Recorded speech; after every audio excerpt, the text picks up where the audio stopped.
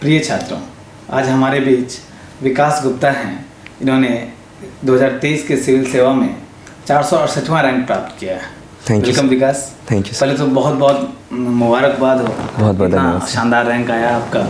और जहाँ तक मुझे पता है कि आपको आईपीएस पद मिला है। यस सर, अभी सर्विस एलोकेट नहीं हुई है। हाँ, लेकिन चांसेस हैं। जी सर। Very good. और मज़ेदार बात यह है कि विकास विजन आईएएस के फाउंडेशन बैच के स्टूडेंट रहे हैं। Yes sir.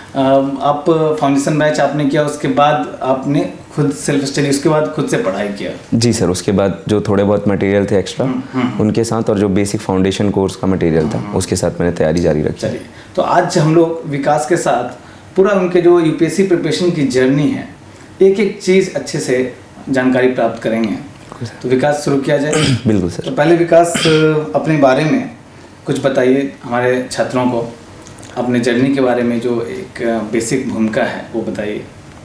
सर, जैसा कि आप जानते हैं मेरा नाम विकास गुप्ता है और सर मैं मध्य प्रदेश के कटनी ज़िले की बिजरावगढ़ तहसील का रहने वाला हूँ, जो एक छोटा सा गांव है एमपी का। और 12th तक मैंने अपने गांव से ही अपनी शिक्षा पूरी की हिंदी मीडियम में। उसके पश्चात मैंने इंजीनियरिंग की इंदिरा गांधी इंजीनियरिंग कॉलेज सागर से। उसके पश्चात सर मैंने 1 साल बाद जून 2018 में जब विज़न आईएएस में एडमिशन लिया था, तो उसके साथ मैंने अपनी यूपीएससी की जर्नी शुरू की। और मेरी जर्नी को लगभग 5 से 6 साल हो गए हैं और मैंने इस दौरान हर बार यूपीएससी का प्रीलिम्स क्लियर किया है। और बट मेंस मेरा क्लियर नहीं हो पा रहा था। फाइनली इस बार इंटरव्यू कॉल आया और मैं आपके सामने हूँ। तो आपने पहला मेंस क्लियर किया, पहला इंटरव्यू दिया और इस बार फाइनल सिलेक्शन आपका हो गया। जी सर। Very very. हाँ विकास, तो आपने एकेडमिक्स बैकग्राउंड बताए और जहाँ तक मुझे सुन के लगा कि आप तो हिंदी मीडियम के स्टूडेंट रहे हैं, शुरू से बचपन से रहे हैं। यस, है ना? लेकिन कब विचार आया कि यूपीएससी की तैयारी की जाए? कब वो कौन सा चीज़ था जो आपको मोटिवेट किया यूपीएससी की तैयारी के लिए?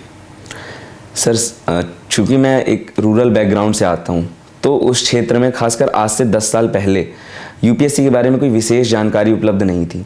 तो उस टाइम पे जब बच्चा 12th पास करता था तो उसके लिए पहला जो उद्देश्य होता था वो था किसी ऐसे क्षेत्र में ग्रेजुएशन करना जिससे आप करियर बना सकें, आप घर में अर्निंग कर सकें ढंग की। तो जैसे कि उस टाइम पे इंजीनियरिंग पॉपुलर स्ट्रीम थी, तो मैंने इंजीनियरिंग की गवर्नमेंट इंजीनियरिंग कॉलेज सागर से। बट उसी दौरान 3rd ईयर में मुझे कई सीनियर्स जो थे वो तैयारी कर रहे थे स्टेट सिविल सर्विस की और कुछ यूपीएससी की भी। तो वहाँ से मुझे आइडिया लगा कि हाँ, सिविल सर्विसेज कुछ होता है, क्योंकि उसके पहले सर केवल ये आइडिया था कि कलेक्टर एक बड़ा अधिकारी होता है, वो कैसे बनता है अधिकारी, एक आईएएस ही कलेक्टर होता है, इसके बारे में कोई ज़्यादा आइडिया नहीं था। तो वहाँ पर कई सीनियर्स से बात की और फिर समझ में आया कि ये एक ऐसा करियर ऑप्शन है जहाँ ना आप एक अर्निंग कर रहे हैं, एक डिसेंट अर्निंग कर रहे हैं, बल्कि आप सोसाइटी में बहुत ज़्यादा पॉजिटिव चेंज ला सकते हैं। तो वहाँ से मुझे लगा कि हाँ, मुझे यूपीएससी की तैयारी करनी चाहिए। तो वहाँ से कहीं ना कहीं जो एक सेल्फ स्टडी एनसीईआरटी और यूट्यूब के वीडियोस देखने मैंने उस टाइम पे शुरू कर दिया। हाँ, थोड़ा बहुत सर जो न्यूज़पेपर पढ़ना, ये सब बेसिक तैयारी सर शुरू कर दी। अच्छा। तो फिर मैं ये जानना चाहता हूँ कि अधिकतर बच्चे खासकर हिंदी मीडियम के, क्योंकि वो हम्बल बैकग्राउंड के होते हैं, तो क्या उनको यूपीएससी का ही सिर्फ तैयारी करना चाहिए या साथ में कोई और भी जॉब का तैयारी कर सकते हैं? आपने भी, मैंने सुना है कि कोई और जॉब का स्टार्टिंग में तैयारी करते थे, ज़रा उसके बारे में बताइए। सर, सबसे पहले तो चूँकि यूपीएससी एक बहुत बड़ा एग्ज़ाम है, तो ये पता था कि कहीं ना कहीं टफनेस लेवल बहुत ज़्यादा है।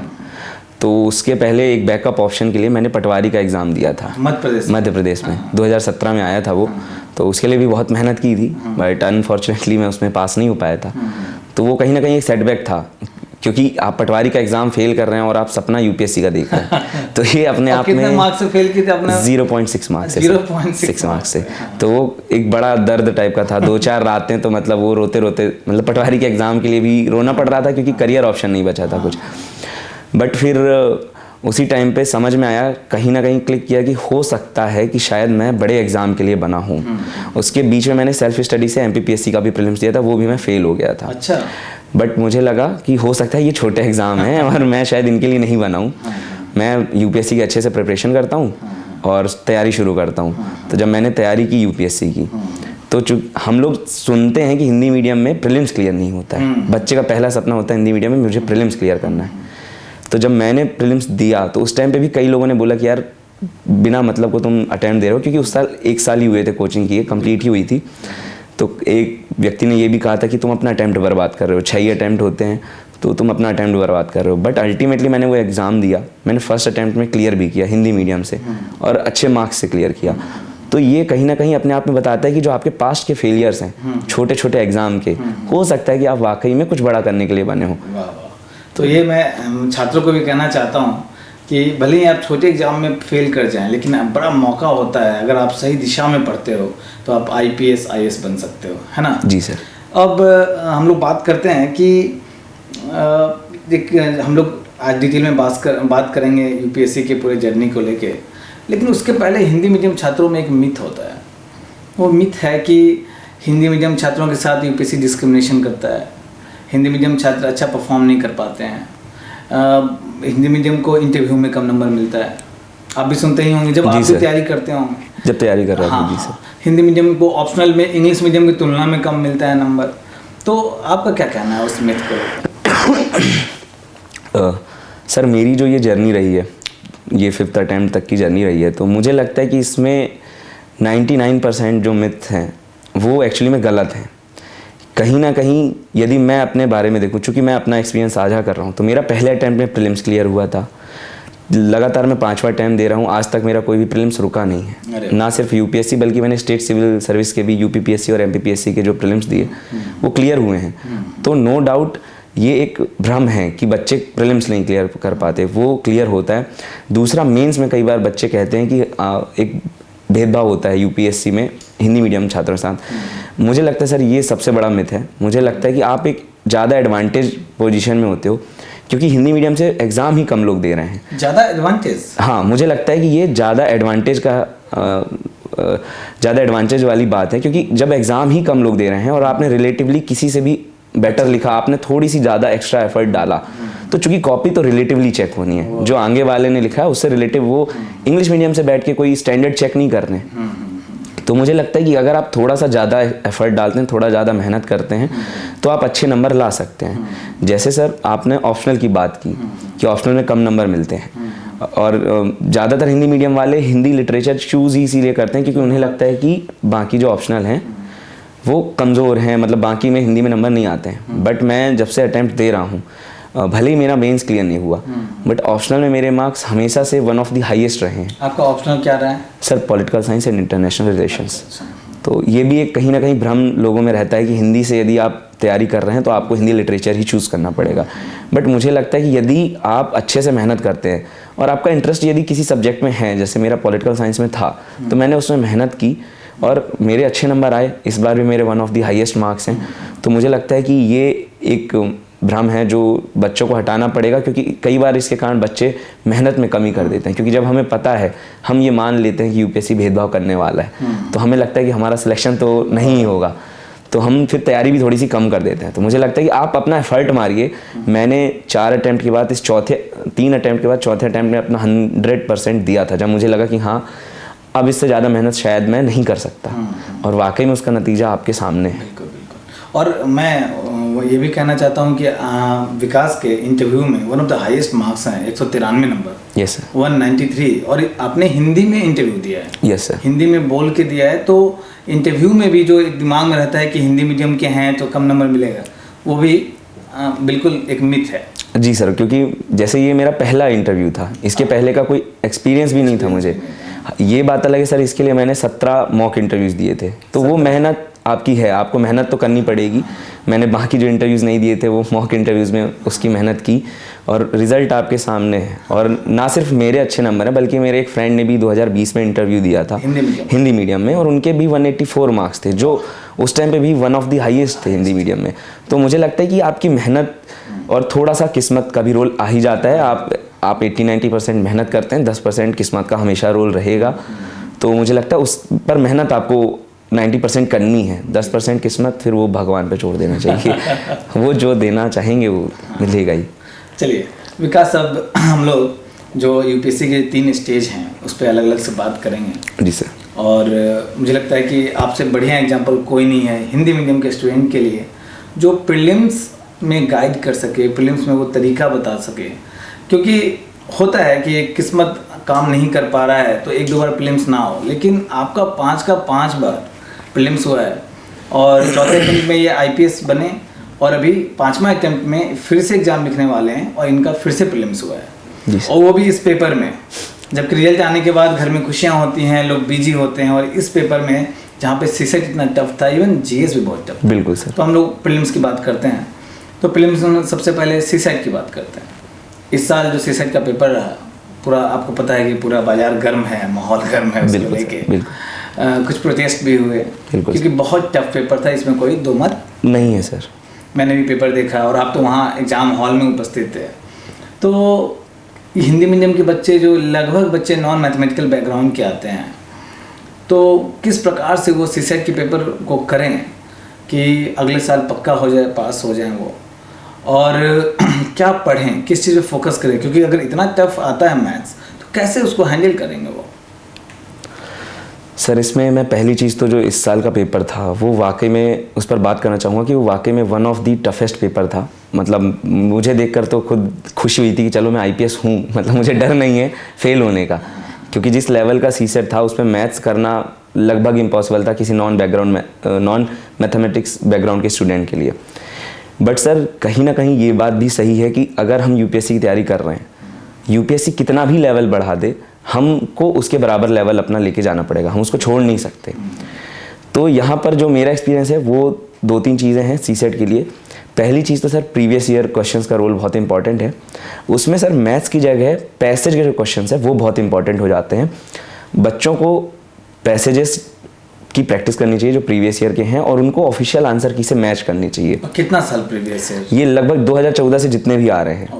क्योंकि लगभग 1 साल का टाइम रहता है, मुझे लगता है कि बहुत ज़्यादा टाइम लगता नहीं है इसमें, बट उसका एडवांटेज बहुत ज़्यादा होता है। क्योंकि मैं कई ऐसे लोगों को जानता हूँ जो जीएस में 100, 110, 120 मार्क्स भी लाएं, बट यदि आपका सीसेट क्लियर नहीं है तो फिर आपके अच्छे मार्क्स का कोई सेंस नहीं बनता है।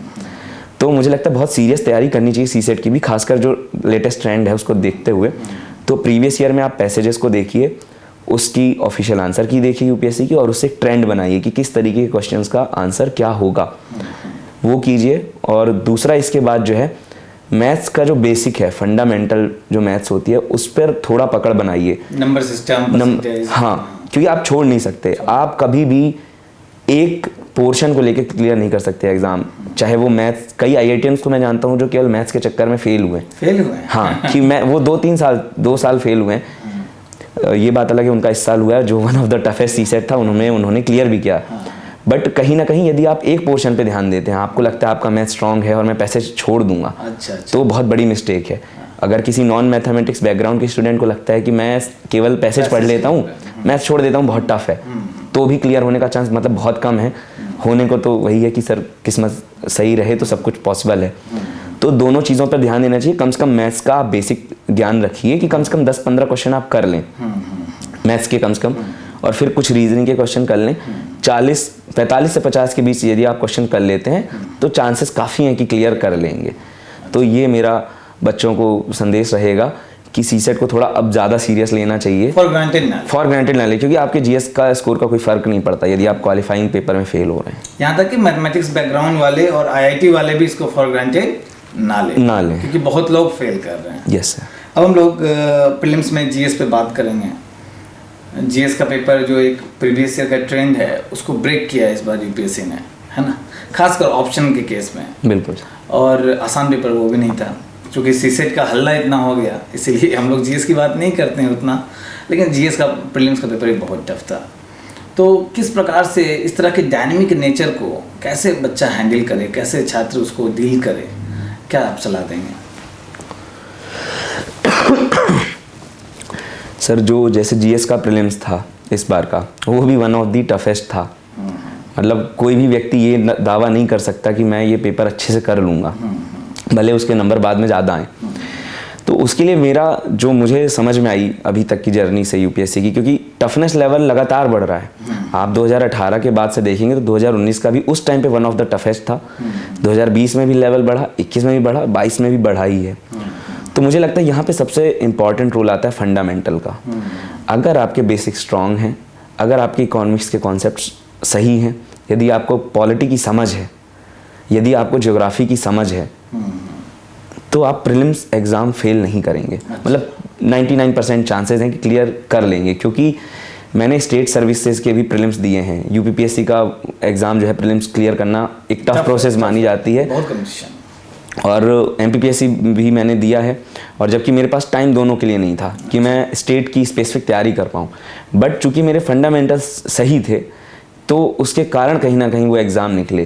तो जो मेरी जर्नी रही है, जैसे इस बार के पेपर में कुछ लोगों का मानना था कि करंट अफेयर का काफ़ी रोल था, बट मैंने पिछले 1 साल से करंट ढंग से नहीं पढ़ा है। थोड़ा बहुत जानकारी हर कोई टेस्ट सीरीज़ के माध्यम से, उतना बेसिक नॉलेज था करंट का, बट कोई बहुत स्पेशल तैयारी करंट की नहीं की थी। बट फिर भी प्रीलिम्स एग्ज़ाम क्लियर हुआ, अच्छे मार्जिन से हुआ है जितना मुझे आइडिया है।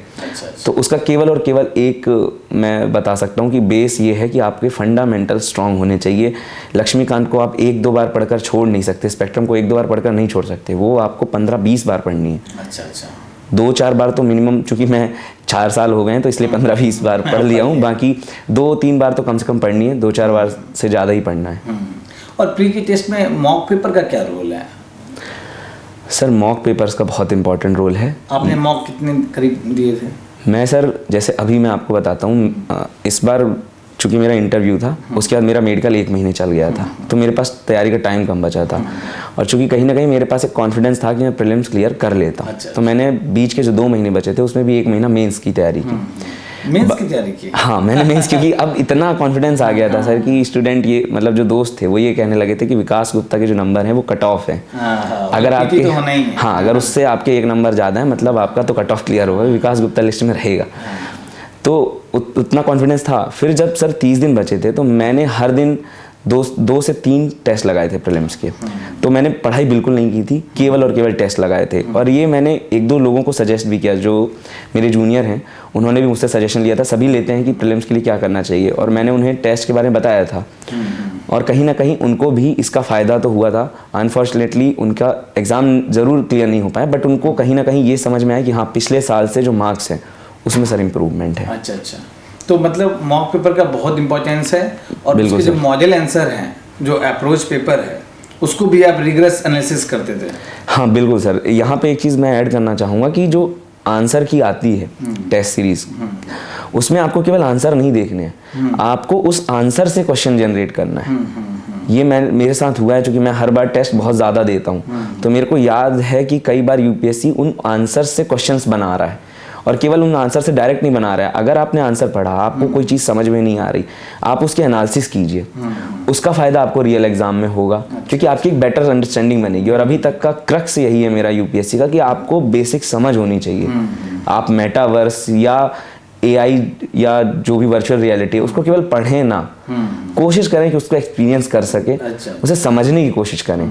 अगर ये आप करते हैं तो चांसेस बहुत ज़्यादा हैं। बाकी सर फिर थोड़ा लक का खेल आ ही जाता है, क्योंकि इस बार का जो पेपर आया था उसमें कोई बच्चा ये नहीं, कई बच्चों से मिला तो वाकई में उनकी तैयारी में कोई कमी नहीं थी। बच्चों की थोड़ा पैटर्न चेंज हुआ था, तो उस वजह से उनको दिक्कत हुई।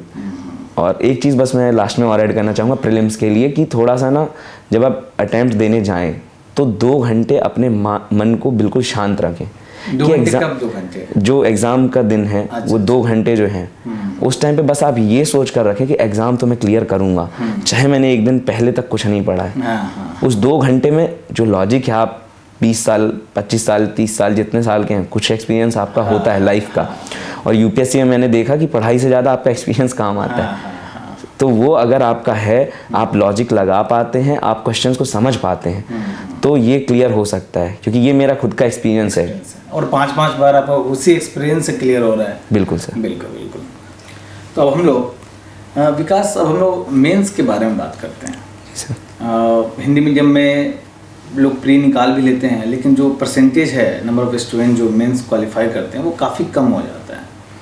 तो वैसे मैं आपको बता दूं कि विकास का मेंस में शुरू में अच्छा एक्सपीरियंस नहीं रहा, जब इन्होंने लास्ट अटेम्प्ट में मेंस निकाला तो फाइनल सिलेक्शन भी लिया। हो गए। तो मैं उस चीज़ पे जानना चाहता हूँ कि आखिर क्या था वो कारण जिस कारण से 3-4 बार आपका 3 बार एक्चुअली प्री हर बार निकल रहा है और मेंस नहीं निकल पा रहा था। सर मेंस ना निकलने के 2-3 कारण थे। एक तो एक बेसिक कारण था कि जो एक हार्डवर्क चाहिए होता है यूपीएससी की प्रिपरेशन में वो नहीं था। वो ऑनेस्टली मुझे लगता है आज मैं मुड़ के देखता हूँ तो मुझे लगता है वाकई में मैं उस लेवल की प्रिपरेशन नहीं कर रहा था जो यूपीएससी सिलेक्टेड कैंडिडेट से अपेक्षा की जाती है। तो मुझे लगता है कि वो हार्ड वर्क की कमी रही। दूसरा सर मुझे लगता है कि आंसर राइटिंग की कमी थी स्टार्टिंग में। मुझे लगा कि थोड़ा कंटेंट जोड़ते हैं तो उस चक्कर में मैंने आंसर राइटिंग थोड़ी कम कर दी थी और वो कहीं ना कहीं बाद में मुझे समझ में आया कि नहीं, आंसर राइटिंग बहुत ज़रूरी है। तो 4th अटैम्प्ट में मैंने काफ़ी आंसर राइटिंग की और एक दोस्त है, वो मित्र हैं जो साथ में तैयारी कर रहे हैं, तो उन्होंने उसमें काफ़ी हेल्प की इम्प्रूव करने में। और चूँकि विज़न में भी लक्ष्य प्रोग्राम जो चलता था तो मैं उसमें भी मेंबर था, तो वहाँ से भी हेल्प हो जाती थी आंसर राइटिंग में जो सुधार होता है। और तीसरा मुझे लगता है कि जो एक याद होने की कैपेसिटी है, कई बार क्या होता है कि हमें लगता है कि यूपीएससी केवल समझने का खेल है। अच्छा।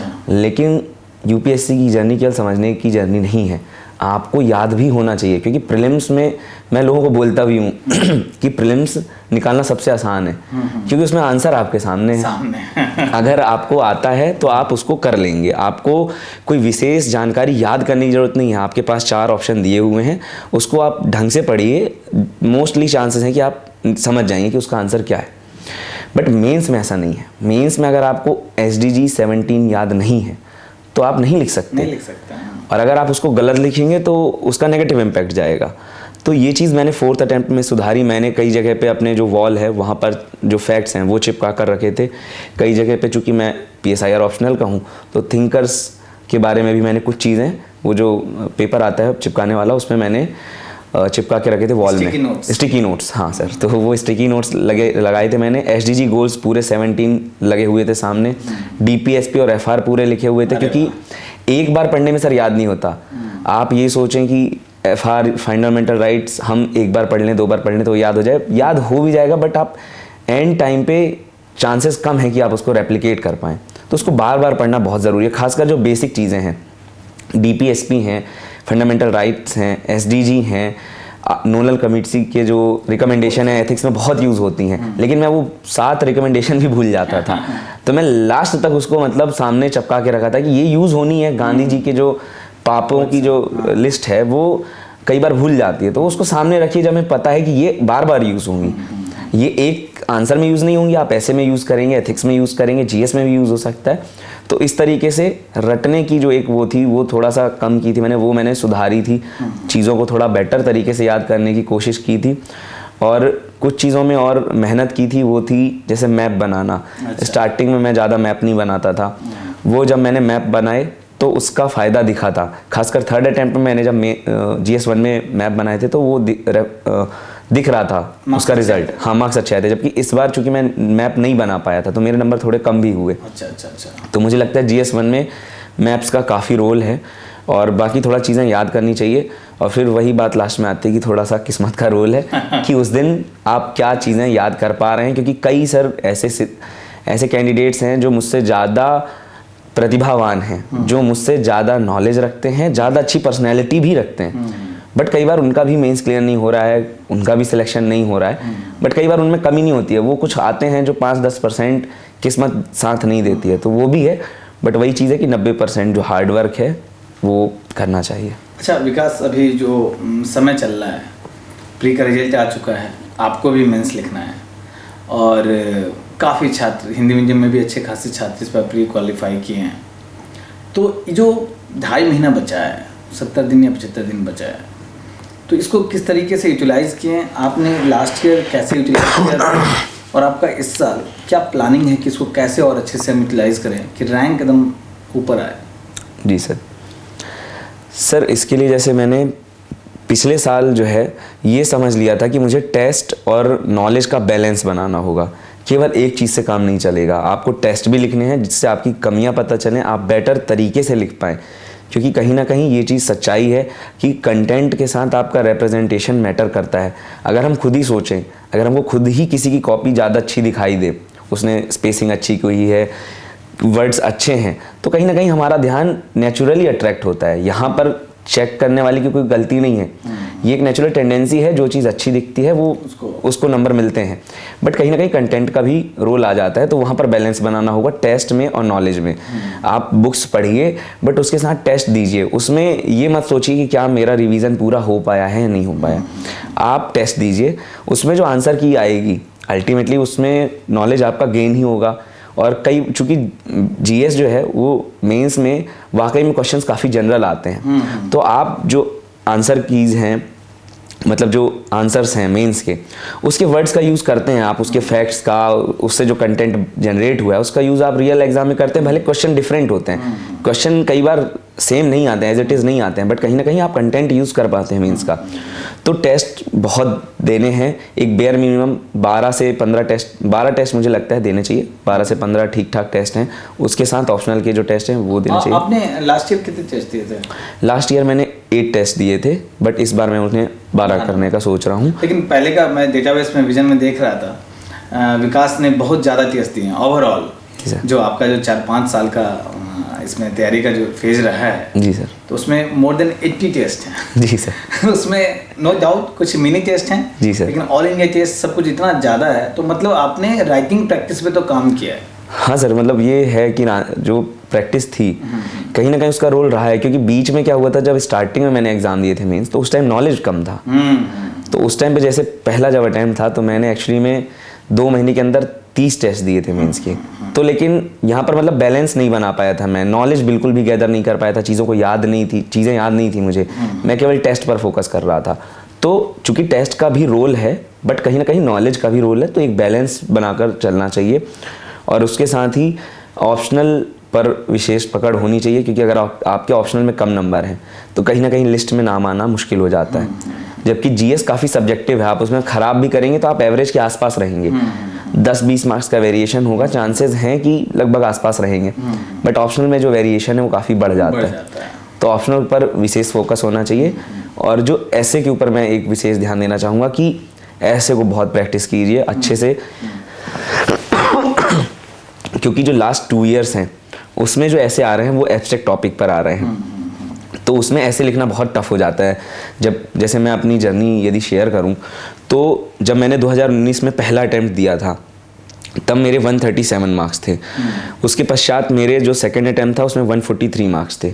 लेकिन जब मैंने थर्ड अटैम्प्ट दिया तो उसमें अमूर्त टॉपिक थे, वो दोनों जो सेक्शन थे दोनों में अमूर्त टॉपिक थे। वो 22 में, हाँ, दर्शन वाले, उसमें आपको खुद का नॉलेज लगाना है। उसमें आपके पास प्री जो कंसीव्ड जो आपने पहले से रटी हैं चीज़ें जो याद हैं उसका रोल कम हो जाता है। मेन रोल होता है कि क्या आप उसका क्रक्स समझ पा रहे हैं, क्रक्स समझ पा रहे हैं तो क्या आप उतने एग्जाम्पल्स लिख पा रहे हैं। क्योंकि जो अभी चर्चाएं हुई कई टॉपर्स से, तो ये है कि हाँ एग्जाम्पल्स लिखने होते हैं, क्योंकि एब्स्ट्रैक्ट टॉपिक में आप एग्जाम्पल से ही समझाते हैं। बिल्कुल बिल्कुल। आप प्रभु श्री राम का एग्जाम्पल देते हैं या आइंस्टीन का एग्जाम्पल देते हैं, उसेन बोल्ट का एग्जाम्पल देते हैं, ये मोटिवेशनल में जैसे, तो ये कहीं ना कहीं आपके जो आंसर है कॉपी भी भरती है और वो एक्चुअली में समझ पाता है, क्योंकि क्रक्स तो एक बार में समझ में आ जाता है। मैं जस्ट माफ़ कीजिएगा इंटरप्ट करना चाहता हूँ, एक चीज़ याद आ गया, जो गूढ़ चीज़ है, दर्शन की चीज़ है, जो भगवान बुद्ध भी जो लोगों को समझाते थे, यहाँ तक कि सुकरात जो समझाता था, जी जी, तो रूपक के द्वारा, उदाहरण के द्वारा समझाता था। बिल्कुल सर। तो वही जो उस तरह के जो ऐसे हैं अमूर्त, तो वही एग्जाम्पल के माध्यम से उसको मूर्तता दी जाती है। Exactly sir. तो वही है कि मतलब चूंकि एब्स्ट्रैक्ट टॉपिक अब ज़्यादा हो गए हैं, तो जैसे मैंने जब थर्ड अटैम्प्ट दिया तो मेरे 143 से 2020 में सीधे 105 मार्क्स आए थे। तो हाँ, मतलब अगर उस साल मेरे पिछले साल जितने ऐसे मार्क्स आते तो मैं फाइनल लिस्ट में होता। मतलब उस साल इंटरव्यू में ठीक कम भी मार्क्स आते तो जीएस और बाकी सब में अच्छे मार्क्स थे, तो अगर ऐसे में मेरे ठीक ठाक मार्क्स आते तो मैं फाइनली इन होता।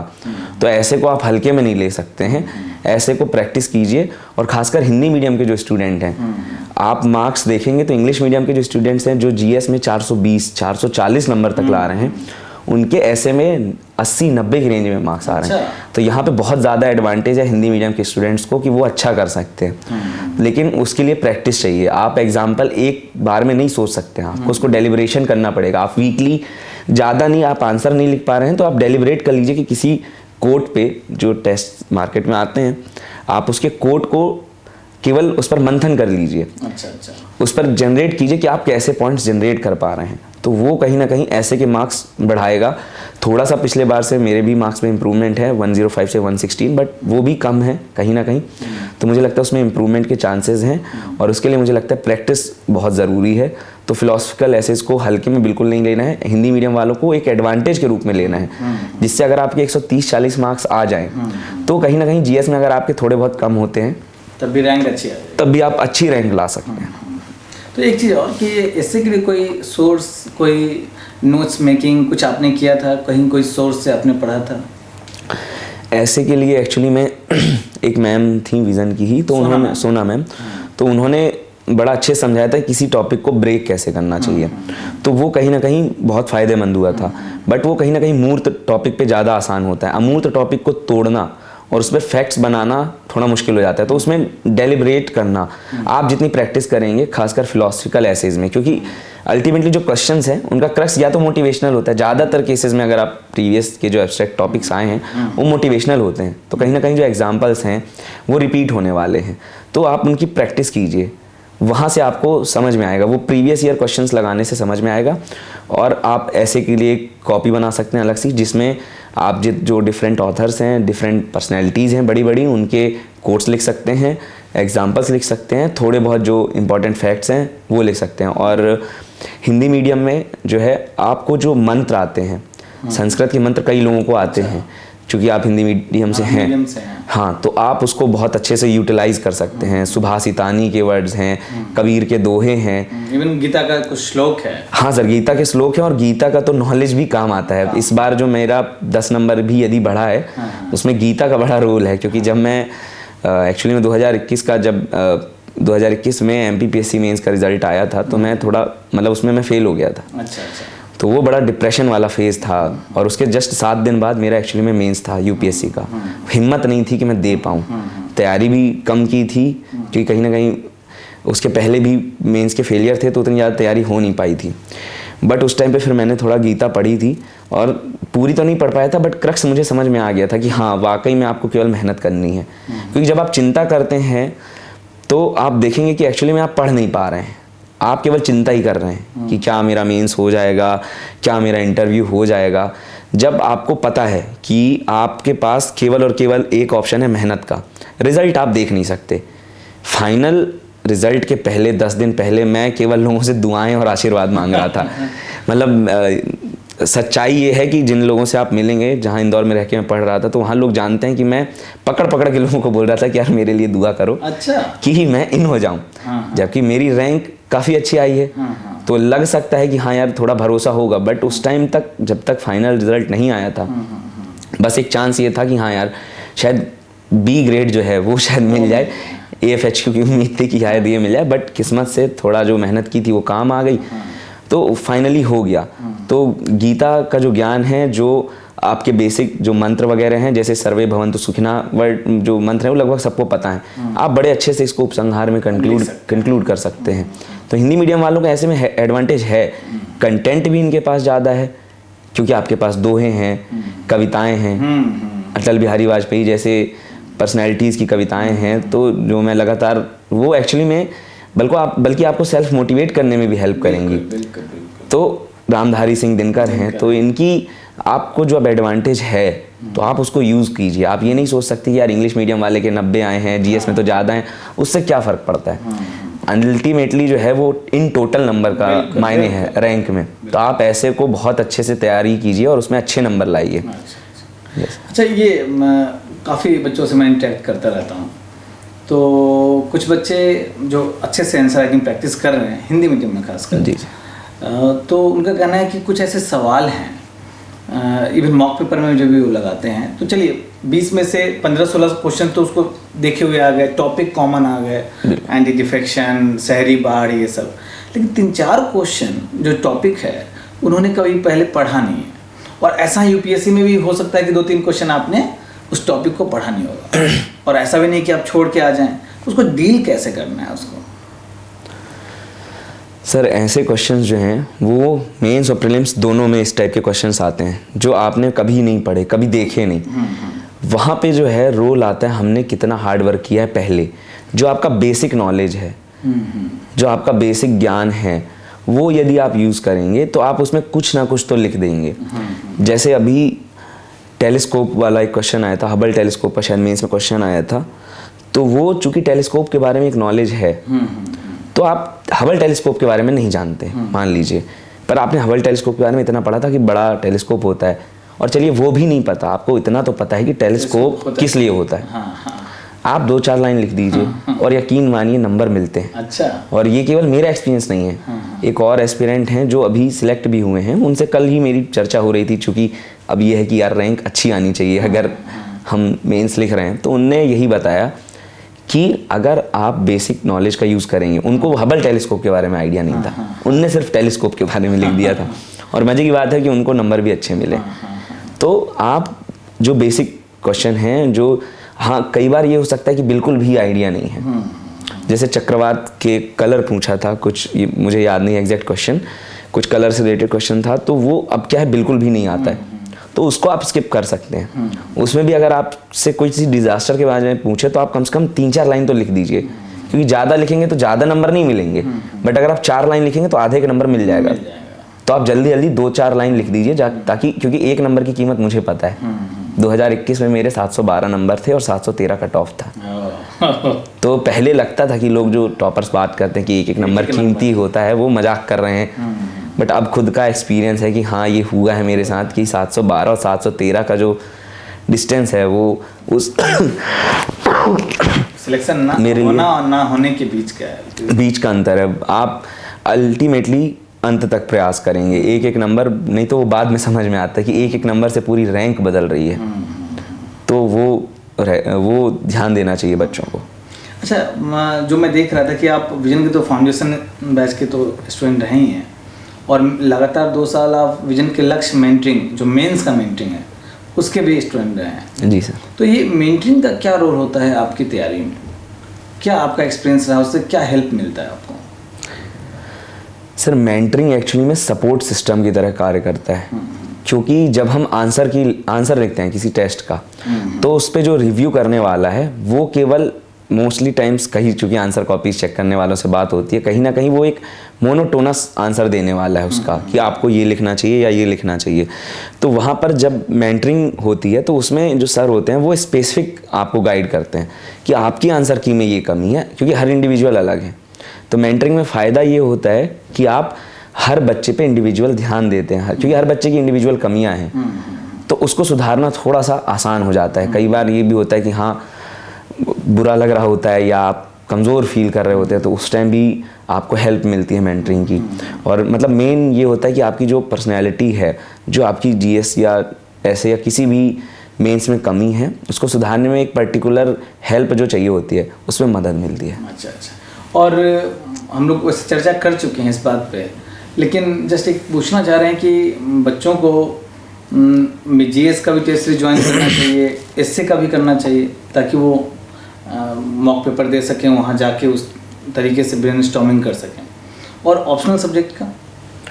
सर मुझे लगता है टेस्ट सीरीज़ हर क्षेत्र में इम्पॉर्टेंट है। आप किसी भी सब्जेक्ट में यदि स्कोर करना चाहते हैं तो टेस्ट सीरीज़ का इंपॉर्टेंट रोल आ जाता है। मैंने भी पिछले 3 साल से मैं लगातार 7 ऑप्शनल की टेस्ट सीरीज़ थी एक इंस्टीट्यूट की, तो वो रेगुलरली फॉलो कर रहा था और उन सर से मेरी रेगुलर चर्चा भी होती थी। तो उससे क्या होता है कि आपको एक स्पेसिफिक इनपुट मिलता है कि आपको सुधार कहाँ करना है। तो टेस्ट सीरीज़ ऑप्शनल में भी बहुत ही इंपॉर्टेंट भूमिका निभाती है। ऐसे में तो इम्पॉर्टेंट है ही, साथ में जीएस में इम्पॉर्टेंट है। और ऐसे में हालांकि मैं ये कहूँगा कि ऐसे में आप खुद से भी डेलिब्रेट कर सकते हैं। यदि आपके पास कोई गाइड है, कोई मेंटर है या कोई फ्रेंड है जो वाकई में अच्छे ऐसे बताता है, अच्छे तरीके से ब्रेक कर सकते हैं, तो ऐसे के पार्ट आप स्किप कर सकते हैं। उसमें आप चूँकि कोचिंग के जो आंसर हैं उसको देखकर काम चला सकते हैं, बट जीएस और ऑप्शनल में जो टेस्ट हैं वो बहुत ज़्यादा इम्पॉर्टेंट है। अच्छा। अब हम लोग आपका जो सबसे शानदार प्रदर्शन रहा है इंटरव्यू में, तो इंटरव्यू वाले तैयारी पे आते हैं। मैं बता दूं, उससे मैं पहले भी बता चुका हूं स्टार्टिंग में कि विकास को इंटरव्यू में 193 मार्क्स आए हैं, जो मुझे लगता है कि लगभग जो टॉपर्स के मार्क्स हैं उसी आसपास है। One of the best marks माने जाते हैं 190 प्लस, बिल्कुल है ना। तो इसमें विकास का बड़ा बढ़िया एक्सपीरियंस, बहुत जम के तैयारी विकास ने की है। 17 मॉक दिए हैं विकास ने। बिल्कुल। तो थोड़ा डिटेल में बात करेंगे हम लोग, है ना। जी सर। तो विकास, ये तैयारी जो मेंस आपने दिया, तो आपको एक दिमाग में आ गया कि निकल जाएगा, ऐसा कुछ आया, सिग्नल आया आपको? हाँ सर, इस बार कहीं ना कहीं थोड़ा सा था। अच्छा। इतना मैं श्योर था कि मुझे नहीं पता कितने नंबर से कट ऑफ क्लियर होगा मेंस का, बट कहीं ना कहीं लिखने के बाद एक फील आ गया था, इंटरव्यू में दे रहा हूँ, तो ये मैं थोड़ा श्योर था। मेंस के रिजल्ट के बाद इंटरव्यू की तैयारी शुरू की है या फिर मेंस लिखने के साथ, उनके बाद ही? नहीं सर, एक्चुअली मैं तैयारी तो मैंने रिजल्ट के बाद ही की, क्योंकि कहीं ना कहीं भले एक वो था कि हाँ हो जाएगा, बट वो डर भी था कि जितने पास्ट एक्सपीरियंस रहे हैं वो काफ़ी बुरे रहे हैं। मतलब हर जो मेंस आप सोच सकते हैं वो मैं फेल हुआ हूँ, चाहे स्टेट हो या यूपीएससी हो। तो मैं मेंस की तैयारी कर रहा था एक्चुअली में, बट जब हाँ रिज़ल्ट आया उसके बाद, हालांकि ये मेरी गलती थी मुझे लगता है, जब मुझे पता था कि चांसेस हैं तो मैं शायद तैयारी पहले से कर सकता था, बट जब रिज़ल्ट आया तो उसकी खुशियाँ, चूँकि अपने आप में ये एक सपना था कि ये था, मैंने प्रण कर लिया था कि सूट तो पहनूंगा केवल इंटरव्यू के बाद ही, अगर इंटरव्यू होगा तो ही पहनूंगा, नहीं तो वो फिर सूट तो नहीं पहनूंगा मैं। क्योंकि इतनी बार आप मेंस फेल हो चुके हो तो एक मन में आ जाता है कि ऐसा क्या कमी है। तो मैंने ये सोच लिया था कि मैं इतने मेंस लिखूंगा कि कमीशन खुद आके बोलेगा कि इसको इंटरव्यू दे लेने दो। सिलेक्शन का नहीं सोचा था सर उस टाइम पे, केवल ये था कि इंटरव्यू देना है, क्योंकि आप एक ऐसी स्टेज में रुक रहे हो, आप लगातार एक फर्स्ट स्टेज क्लियर कर रहे हो, लोग आपसे ये कह रहे हैं कि आप प्रीलिम्स क्लियर क्यों कर रहे हो, अगर आपको मेंस फेल ही होना है तो आप क्यों क्लियर कर, अटेम्प्ट क्यों दे रहे हो, आप सीसेट मतलब आप जो है एक सीट खा ले रहे हो किसी की, हो सकता है सामने वाला मेंस निकाल ले, आप तो फेल हो रहे हो। तो वो एक सपना था। तो जब इंटरव्यू का रिजल्ट आया 10-15 दिन तो ऐसे ही बीत गए। तो उसके बाद टाइम काफ़ी कम बचा था, मेरा 15 फरवरी को इंटरव्यू था। 15 फरवरी को? स्टार्टिंग में? स्टार्टिंग में था सर। अच्छा। और 7 या 6 तारीख को रिजल्ट आया था दिसंबर को। अच्छा। 15-20 दिन मैं इंदौर में ही रहा। उसके बाद मेरा था कि हाँ मैं मॉक इंटरव्यूज़ दूंगा, क्योंकि मेरा अभी तक का एक्सपीरियंस ये था कि जितनी ज़्यादा आप मेहनत करोगे उतना रिजल्ट मिल रहा था, चाहे वो प्री की स्टेज हो, मेंस की स्टेज हो। तो मेरा ये था, जैसे हम प्री मेंस में टेस्ट ज़्यादा देते हैं, तो मेरा ये था कि मैं इंटरव्यू में मॉक ज़्यादा दूंगा। तो लेकिन दिक्कत ये हो गई थी कि 30 तारीख को या 29 या 30 को मैं दिल्ली आया, बट अब केवल 40 दिन बचे थे। तो 40 दिन के अंदर ये था मेरा कि हाँ मैं जितने ज़्यादा दे पाऊँगा मॉक उतने दूंगा। तो फिर मैंने 17 मॉक दिए थे, मतलब मैं एक दिन में 3 मॉक इंटरव्यूज़ देता था। मैं मुखर्जी नगर में रहता था, तो चूंकि करोल बाग आना होता था, तो मेरा ये था कि यदि मैं करोल बाग आऊँगा तो कम से कम 2 इंटरव्यू दूंगा। अच्छा। जब इतनी दूर आना ही है, इतना लंबा सफ़र तय ही करना है, तो कम से कम 2 इंटरव्यूज़ दे के जाता हूँ तो एक एक्सपीरियंस हो जाएगा। और यहाँ पे मैं एक चीज़ ऐड करना चाहूँगा, कई लोगों को लगता है, बल्कि एक पर्सन ने मुझसे ये बात कही भी थी कि जो तुम्हारी पर्सनैलिटी है वो 28 साल की बन चुकी है, अब उसमें परिवर्तन तो नहीं हो सकता। हालांकि वो मेरे ऊपर भरोसा करते थे, पर उन्होंने ये कहा था कि इसमें सुधार की संभावना बहुत कम है, तुम जो हो नेचुरल वो रहो। बट मुझे अपनी पर्सनैलिटी पसंद नहीं थी। मेरा ये था कि हाँ मुझे इसमें काफ़ी सुधार करना है। और मैंने जो 17 मॉक दिए तो लास्ट तक मुझे खुद समझ में आ गया था कि हाँ इंटरव्यू में मेरे मार्क्स तो अच्छे आएंगे। अच्छा। लगभग हर मॉक इंटरव्यू में मुझे ये बोला गया कि हाँ तुम्हारे मार्क्स तो अच्छे आएंगे, कितने आएंगे ये कोई नहीं बता सकता, बट सभी ने एक आइडिया दिया कि हाँ मार्क्स काफ़ी अच्छे आने वाले हैं। तो ये बताता है कि अगर आप मेहनत करो तो 28 साल की जो आपकी पर्सनैलिटी है उसमें भी आप पॉजिटिव चेंज ला सकते हैं। बिल्कुल बिल्कुल। 28 साल में मतलब 193 मार्क्स मुझे नहीं पता कैसे आ गए। अब मैं कह सकता हूँ कि हो सकता है जो मेहनत की उसकी बदौलत आए, किस्मत ऑब्वियस रोल है, इंटरव्यू बहुत सब्जेक्टिव है, किस्मत का बहुत इंपॉर्टेंट रोल है। कई मेरे दोस्त हैं जो काफ़ी अच्छी पर्सनैलिटी रखते हैं बट उनके इंटरव्यू में मार्क्स कम है, तो किस्मत का भी रोल है। बट आप वही चीज़ है कि आप किस्मत पर रिलाई नहीं कर सकते, आपको अपने इनसे तो मेहनत करना ही है। मेरे एक मित्र हैं जो प्रेजेंटली यूपी में शिक्षा अधिकारी हैं, उनकी पर्सनैलिटी में बड़ी रॉयल मानता हूँ। मैं मानता हूँ कि हाँ उनकी पर्सनैलिटी के सामने मैं शायद कमज़ोर पड़ जाऊँगा, बट अल्टीमेटली जब इंटरव्यू के मार्क्स आए थे तो उनके इंटरव्यू में मार्क्स मुझसे कम थे। उनके भी इंटरव्यू में अच्छे मार्क्स थे, 178 अच्छे मार्क्स कहलाते हैं, बट कहीं ना कहीं मेरे ज़्यादा मार्क्स थे। तो इससे मुझे ये अब रियलाइज़ हुआ, मैं कॉन्फिडेंटली अपने एक्सपीरियंस से कह सकता हूँ कि आप अपनी मेहनत कीजिए। आप ये मत सोचिए कि किसी की पर्सनैलिटी कितनी अच्छी है, किसी का नॉलेज कितना अच्छा है। आप अपनी तरफ से अपना नॉलेज बढ़ाने का प्रयास कीजिए, आप अपनी तरफ से अपनी पर्सनैलिटी सुधार करने का प्रयास कीजिए। हर चीज़ मुमकिन है। अगर मैं यहाँ पर सिलेक्ट हो सकता हूँ, मतलब यूपीएससी की जर्नी शुरू करते टाइम भी मैंने ज़्यादा कुछ सोचा नहीं था। उस टाइम पे ये था कि हाँ, सिविल सर्विस में यदि हम सिलेक्ट हो जाते हैं तो चूँकि एक करियर ऑप्शन तो बन ही जाएगा, पब्लिक इंटरेक्शन भी रहेगा, तो पॉजिटिव चेंज तो हम ला पाएंगे। बट एक आईपीएस बनने का जो सपना भी नहीं देखा था मैंने, वो यदि पूरा हो सकता है मेरा, तो मुझे लगता है कि कुछ भी संभव है। आपको प्रयास करना है। हो सकता है आज सक्सेसफुल ना हो, आप एक दिन बाद सक्सेसफुल हो, 1 साल बाद, 2 साल बाद सक्सेसफुल हो सकता है आप इस क्षेत्र में नहीं तो किसी और क्षेत्र में सक्सेसफुल हो, बट आप सक्सेसफुल होंगे। मैं यहाँ पर एक मित्र का और एग्जांपल देना चाहूँगा कि वो 2 साल से सीसेट जो फेल कर रहे थे, अच्छा। वो भी लगभग 5-6 साल से इस जर्नी में हैं, और वो अभी लेटेस्ट जो फेज़ था जब प्रीलिम्स हुआ, तो आपको ही पता है कितना टफ एग्ज़ाम था, तो उनको चांसेस अपने कम लग रहे थे सिलेक्ट होने के, तो वो बड़ा परेशान चल रहे थे। लेकिन हाल ही में एमपीपीएससी का रिजल्ट आया, वो रैंक 6 लेके आए। रैंक 6। तो ये है, मतलब हम लोग 15 दिन के अंदर, हम 3 दोस्त लगभग ग्रेड ए सर्विस में हैं, वो स्टेट सर्विस में हैं, 2 हम और मित्र हैं, दोनों ग्रेड ए सर्विस में हैं।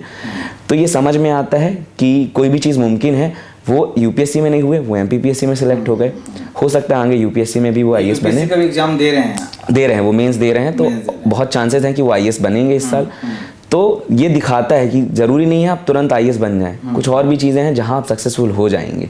तो आपको अपनी मेहनत पूरी करनी है। रिजल्ट पे फोकस ना करना इतना आसान नहीं है। बोलना बड़ा आसान है कि यार कर्म करो, फल की चिंता ना करो। मैं पहले सोचता था, जब मैं गीता में पढ़ा, मैंने कहा ये मजाक है, मतलब कोई इंसान कैसे ना सोचे रिजल्ट के बारे में, जब वो इतनी मेहनत कर रहा है और उसके पश्चात आप उससे उम्मीद करो कि तुम फल की उम्मीद ना करो, तो वो पॉसिबल नहीं है। बट मुझे लगता है ट्राई किया जा सकता है कि आप, वही चीज़ मैं लोगों को बोलता हूँ कि आप ट्राई तो कर सकते हैं ना, आप ट्राई कीजिए, आप कभी ना कभी किसी ना किसी क्षेत्र में सफल होंगे। तो अच्छा विकास, इंटरव्यू की तैयारी में क्या आप ग्रुप बनाए या कुछ किसी इंस्टीट्यूशन ने आपको सपोर्ट किया, कुछ ऐसा? मॉक इंटरव्यू तो ठीक है, आपने जगह जगह दिया, जी, लेकिन कोई आपका कुछ लोगों का ग्रुप था, या कैसे आप उसको तैयारी किए? एक्चुअली में मेरा एक ग्रुप था, जिन व्यक्ति की मैं बात कर रहा था जो साथ में इंटरव्यू दिए थे, वो थे जो हमारे रैंक 6 हैं, वो हमारे मित्र हैं। चूँकि वो पहले दे चुके थे इंटरव्यू, उनके इंटरव्यू में बहुत अच्छे मार्क्स थे, वो मित्र हैं हमारे। यूपीएससी के इंटरव्यू पहले दे चुके हैं 2020 में, तो उनके काफ़ी अच्छे मार्क्स थे। उस टाइम उन्होंने 184 स्कोर किया था। तो मुझे लगता था कि ये 184 तो हो गया, मेरा इतना तो कभी नहीं आएगा, मैं आसपास ले आऊँगा। बट फॉर्चुनेटली वो भी हुआ, मैं 193 ला पाया। तो मैं कभी उम्मीद नहीं किया था कि 193 आएंगे। तो आप कभी ये मत सोचिए कि हो ही जाएगा, आपका काम है मेहनत करना। तो ये ऐसा एक ग्रुप था हमारा। ऑल इंडिया रैंक 142 जो इस साल हैं, वो भी मेरे मित्र थे, उन्होंने भी काफ़ी हेल्प की। वो लगातार मेरा, चूँकि उनका लेट था इंटरव्यू, तो वो लगातार मेरे मॉक इंटरव्यूज़ में वीडियोस भेज देता था जो कोचिंग सेंटर्स शेयर करते थे, तो वो उस पर बढ़िया रिव्यू देते थे। हर चीज़, एक चीज़ इंटरव्यू में मैं ज़रूर बोलना चाहूँगा कि आप हर चीज़ इम्प्लीमेंट नहीं कर सकते। आपका काम है ट्राई करना। व्यक्ति आपकी कमियां बता देगा, आप उसको दिल पर मत लीजिए। आपको लगता है कि यदि कोई बात अच्छी है तो आप उसको मानिए, आपको लगता है वो बात अच्छी नहीं है, आप उस बात को मत मानिए। मेरे साथ एक मॉक इंटरव्यू में ये हुआ था, उन्होंने 2 सजेशन दिए थे। एक तो टाई बदल दो, क्योंकि वो मैच नहीं कर रही थी, वो उनका परसेप्शन था, हो सकता है वो सही हो। और दूसरा उन्होंने सजेशन दिया था कि जब हम इंटरेक्शन करें इंटरव्यू में, तो वो हम सामने वाले को देखें, क्योंकि अननेसेसरी हम दूसरी जगह जब देखते हैं, कन्वर्सेशन ढंग से नहीं हो पाता। मैंने उसमें से एक सजेशन को माना कि इंटरव्यू में फेस टू फेस देखता था, मैं बार बार इधर उधर नहीं देखता था, क्योंकि उससे क्या होता है कि आपका जो मेंटल स्टेट है, वो आपके जो बात करने का तरीका है उससे मैच नहीं करता, आप भूल जाते हो कि आप क्या बोल रहे हो। तो वो मैंने माना। टाई वाली बात मैंने नहीं मानी, टाई नहीं बदली। हाँ, तो आप ऐसा नहीं कि एक व्यक्ति ने बोल दिया, वो अपनी तरह के तरीके से सही बोल रहा है, बट आप जरूरी नहीं है कि आप उसकी बात को माने। और इसके साथ इंटरव्यू में जो कोचिंग सेंटर से जो क्वेश्चन आए थे, मैंने कई मॉक्स दिए थे, तो उसके पहले बहुत सारी कोचिंग्स को मैंने अपना डेफ सबमिट किया था, तो वो क्वेश्चंस जो आए थे वो बहुत हेल्प किए। और कई टीचर्स से पर्सनली मैं मिलता था, विज़न के जो हमारे मेंटर्स हैं उनसे मिला था मैं, यहाँ पे कई इंग्लिश मीडियम के जो इंस्टीट्यूट्स हैं उनके डायरेक्टर से मिला था, जैसे KSG में जो डायरेक्टर सर हैं उनसे मिला था। तो वो काफ़ी पॉजिटिव वाइब मुझे दिखाई दी थी। तो इस तरीके से कहीं ना कहीं इन सब चीज़ों का कॉम्बिनेशन था और अल्टीमेटली थोड़ा सा लक था कि सही टाइम पर मैंने सही अपना कंपोज़र बनाए रखा और फाइनली मैं सिलेक्ट हुआ। अच्छा विकास, अब एक्चुअली यूपीएससी के पूरे प्रिपरेशन में जो सबसे ज़्यादा चर्चा में रहता है कि ये मैगजीन पढ़ो, ये न्यूज़पेपर पढ़ो, हम लोग करेंट अफेयर पे आ रहे हैं, है ना? जी सर। तो करेंट अफेयर का पूरी प्रिपरेशन में, प्रीलिम्स, मेंस, इंटरव्यू में कितना रोल रहता है, आपको क्या लगता है? सर यदि फ्रैंकली मैं अपने एक्सपीरियंस से बात करूं तो मुझे नहीं लगता कि करंट अफेयर का कोई बहुत ज़्यादा रोल है। करंट अफेयर का रोल दो तरीके से है। एक्चुअली में जो आप बेसिक पढ़ते हैं वो कैसे प्रैक्टिकली इम्प्लीमेंट हो रहा है, आप उसको करंट अफेयर से समझ पाते हैं, बेटर तरीके से रिलेट कर पाते हैं। जैसे एंटी डिफेक्शन लॉ है, वो लॉ है बट वो किस तरीके से लागू हो रहा है, स्पीकर कितने टाइम में डिसाइड कर रहा है, वो आप प्रैक्टिकली देख पाते हैं, बेटर तरीके से आंसर लिख पाते हैं। दूसरा, जो आपको फैक्ट्स, कमिटीज़ और जो एग्जाम्पल्स मिलते हैं, स्पेशली जो एथिक्स और ऐसे के एग्जाम्पल्स हैं, वो आपको न्यूज़पेपर से मिलते हैं। बट इससे ज़्यादा यूपीएससी की जर्नी में करंट अफेयर का मुझे नहीं लगता कोई भी योगदान है, क्योंकि मैं 5-6 साल से तैयारी कर रहा हूँ, मैंने कभी भी रेगुलर कुछ भी फॉलो नहीं किया है। तो मुझे लगता है मैं अल्टीमेटली सिलेक्ट तो मैं भी हो ही गया हूँ। शायद हो सकता है थोड़ा कम करंट पढ़ा था तो इसलिए रैंक थोड़ा और सुधारी जा सकती है थोड़ा करंट अफेयर पढ़ के, क्योंकि थोड़ा बहुत तो रोल है। बट एक जो हाइप बना दी गई है कि करंट अफेयर में आप वीडियोस भी देखो, न्यूज़पेपर भी पढ़ो, 2-2 न्यूज़पेपर पढ़ो, डेली का जो कोचिंग का मटेरियल आ रहा है वो पढ़ो, वीकली का पढ़ो, मंथली तो पढ़ो ही, फिर ईयरली आ रहा है वो भी पढ़ो। मतलब इतना ज़्यादा जो क्लटर है, जो इतना ज़्यादा इसको डिफ़िकल्ट बना दिया गया, कॉम्प्लेक्स बना दिया गया है, उसकी जगह सिंपल आप एक न्यूज़पेपर फॉलो कीजिए। हालांकि वो इंग्लिश का होना चाहिए, क्योंकि हिंदी मीडियम में मुझे नहीं लगता कि अभी भी वो क्वालिटी उपलब्ध है। तो अगर आपसे इंग्लिश पढ़ते नहीं आती उतनी ज़्यादा, तो आप उसका जो सब्स्टिट्यूट है वो वीडियोज़ को रख सकते हैं। यूट्यूब पे आजकल बहुत वीडियोज़ अवेलेबल हैं, ये आपकी चॉइस है, आपको कौन सा पसंद आता है। तो आप उस चॉइस के अनुसार कोई भी एक वीडियो फॉलो कीजिए, भले ही उसमें आधी न्यूज़ आए, बट आप एक से ज़्यादा वीडियो फॉलो मत कीजिए, एक से ज़्यादा न्यूज़पेपर फॉलो मत कीजिए, और एक मंथली मैगजीन बना लीजिए जो आप रेगुलर फॉलो करें। उसके बाद आपको कोई ईयरली मैगजीन पढ़ने की कोई ज़रूरत नहीं है। डेली मैगजीन, डेली का जो कोचिंग का मटेरियल है वो ऐसा पढ़ने की कोई विशेष आवश्यकता नहीं है। ये एक्चुअली मेरा एक्सपीरियंस है। कई टॉपर्स का ये भी एक्सपीरियंस है कि हाँ, न्यूज़पेपर पढ़ के टॉपर बना जा सकता है। तो आई थिंक यहाँ पर बच्चों को डिसाइड करना पड़ेगा कि वो उन्हें क्या सही लग रहा है। क्या वो न्यूज़पेपर पढ़कर अपना बेसिक जो कंटेंट है वो पढ़ पा रहे हैं, रिवाइज कर पा रहे हैं, क्या वो जो मार्क्स हैं वो जस्टिफाई कर पा रहे हैं। क्योंकि मैंने नहीं पढ़ा था करंट अफेयर, तो मेरा जो एक्सपीरियंस है, मुझे ये लगा कि आप एक बेसिक सोर्स फॉलो कीजिए, कोई भी एक जो मंथली मैगजीन है वो फॉलो कीजिए, एक आप न्यूज़पेपर फॉलो कीजिए, न्यूज़पेपर नहीं कर पा रहे तो वीडियो कीजिए। और आपने मैगजीन कौन सा फॉलो किया आपने? सर इसमें मैंने विजन IAS का मंथली मैगजीन फॉलो किया था। हालांकि मैं रेगुलर फॉलो नहीं कर पा रहा था, तो वो मैं बीच बीच में पढ़ता था। कई बार बीच में प्रीलिम्स आ गया, मेंस आ गया, तो वो फिर मैं PT 365 और मेंस 365 से उसको ऐड ऑन करता था। बट कई लोगों से मैं मिला तो फिर मेरे को रियलाइज़ हुआ कि हाँ, मंथली मैगजीन का बहुत इंपॉर्टेंट रोल है। तो फिर मैं इस साल से, जब ये इंटरव्यू का रिजल्ट नहीं आया था, तब मैं मंथली मैगजीन पढ़ना शुरू कर दिया था कि कहीं ना कहीं एक आपको जो बेसिक है, क्योंकि मैगजीन में भी आप देखेंगे तो मैक्सिमम चीज़ें रिपीट ही हो रही हैं। हाँ, मैक्सिमम चीज़ें स्टैटिक ही हैं। वो करंट का केवल ये है कि आपको एक पता चल जाता है कि हाँ ये चल रहा है, उसमें रिवीजन आपका स्टैटिक का ही हो रहा है। तो आप एक मंथली मैगजीन मैक्सिमम फॉलो कीजिए, उससे ज़्यादा कुछ फॉलो मत कीजिए। डेली के करंट अफेयर का तो सच में मुझे लगता है रोल नहीं है, ये मैं बोल सकता हूँ। बट हाँ, मंथली मैगजीन और न्यूज़पेपर पर रिलाई कर सकते हैं। हम लोग, बड़ा इंपॉर्टेंट चीज़ है नोट्स मेकिंग।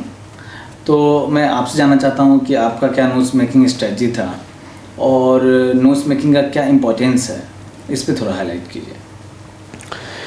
सर जो इसमें नोट मेकिंग का एक्सपीरियंस है वो भी मेरा थोड़ा टॉपर से अलग रहा है। मुझे ये समझ में आया था, मुझे नोट्स पढ़ना अच्छे नहीं लगते। मैं शॉर्ट नोट्स बनाता तो था, बट मुझे रिवीजन करने में उतना मज़ा नहीं आता था। बट कहीं ना कहीं मुझे लगता है मैंने जब नोट्स बनाए थे, जब मैंने मेंस में जो नंबर आए हैं, उससे मुझे ये भी समझ में आया कि जब आप नोट्स लिखते हैं तो कहीं ना कहीं वो आपको याद हो जाती चीज़ें। और ख़ासकर जब आप शॉर्ट नोट्स बनाते हैं तो आप मेंस की आंसर राइटिंग टाइप से प्रैक्टिस कर लेते हैं, क्योंकि आप भी जानते हैं कि वर्तमान में जो मेंस के आंसर हैं वो पैराग्राफ फॉर्म में नहीं लिखे जा सकते, आपको पॉइंट वाइज ही लिखना है और वो तुरंत टेस्ट में नहीं रेप्लिकेट होगा। तो आप जब नोट्स बनाते हैं तो एक्चुअली में आप टेस्ट की प्रैक्टिस ऑलरेडी कर चुके हैं। अच्छा। कि आप कैसे छोटे शब्दों में, कम शब्दों में, कम सेंटेंसेस में अपना जो आंसर है वो लिख सकें। तो नोट्स मेकिंग का मेरे हिसाब से ये रोल रहेगा। नोट्स मेकिंग में मुझे लगता है एक चीज़ और है कि जब हम बहुत ज़्यादा शॉर्ट नोट्स बनाते हैं, एक दो तरीके के सर शॉर्ट नोट्स हो गए। एक तो यह है कि थोड़ा डिटेल वे में, एक होते हैं जिसमें केवल की वर्ड्स हैं, अच्छा। उसमें कुछ भी डिटेल्ड नहीं है। आपने ऑप्शनल में जैसे महात्मा गांधी का है तो मैंने महात्मा गांधी के बगल में सर्वोदय या हिंसा बस ये लिख दिया, कुछ भी नहीं लिखा, कॉमा दे के पूरा। हाँ, वो 2 पन्ने में मेरा ऑप्शनल ही कंप्लीट हो गया। तो वो नोट्स होते हैं, वो जरूर मुझे काम आए थे, क्योंकि जब मैं मेंस दे रहा था तो चूंकि आपको कीवर्ड्स यूज करने होते हैं, चाहे आप जीएस का आंसर लिखें, चाहे आप जीएस में केस स्टडीज हो गई है ना, और जो ऑप्शनल है उसमें जो हमारे थिंकर हैं, कोट्स हैं, वो यूज़ करने पड़ते हैं। तो वो जो बिल्कुल शॉर्ट नोट्स देते हैं वो ज़रूर मैंने यूज़ किए थे। और नोट्स मेकिंग करनी ज़रूर चाहिए, भले आप उसको रिवाइज ना कर पाएँ, क्योंकि ये मेरे साथ बस दिक्कत नहीं, मैंने कई लोगों से पूछा तो लोग नोट्स बनाते हैं पर उसको रिवाइज नहीं कर पाते। बट फिर भी मुझे ये समझ में आया कि हाँ, नोट्स बनाने चाहिए, क्योंकि एक्चुअली में वो प्रैक्टिस हो रही है, आपको समझ में नहीं आ रहा है। ये मैंने बाद में डेलिब्रेट किया था, मुझे लगता था नोट्स मेकिंग का कोई रोल नहीं है, क्योंकि मैं रिवीजन नहीं कर रहा था। बट बाद में मुझे याद आया कि हाँ, मैं जो मेरी समझ बन रही, जो याद करने का मैं बोल रहा था कि याद होनी चाहिए चीज़ें, वो जब आप नोट डाउन करते हैं किसी चीज़ को तो आपको याद भी हो रहा है, आप शॉर्ट तरीके से आंसर लिखना भी सीख रहे हैं।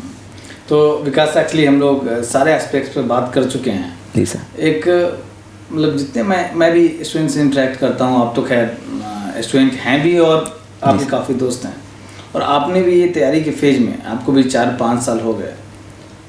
मेंटल हेल्थ पे मुझे लगता है कि हमें चर्चा करनी चाहिए, क्योंकि प्रीलिम्स के पहले भी ऐसा दौर आता है कि यार इस बार नहीं हो पाएगा, अगला बार अच्छे से देंगे, है ना।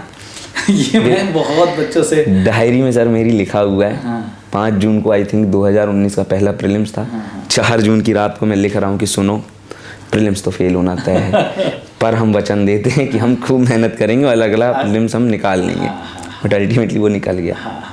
और ये भी होता है कि मेंस के पहले बहुत बार होता है कि इस बार नहीं हो पाएगा। बिल्कुल सर। और कुछ ना भी हो तो फैमिली प्रॉब्लम, पर्सनल प्रॉब्लम से एक बड़ा टफ, बहुत बच्चे डिप्रेशन में चले जाते हैं, और आप बहुत ज़्यादा सोशल नहीं हो पाते हैं पढ़ाई के कारण।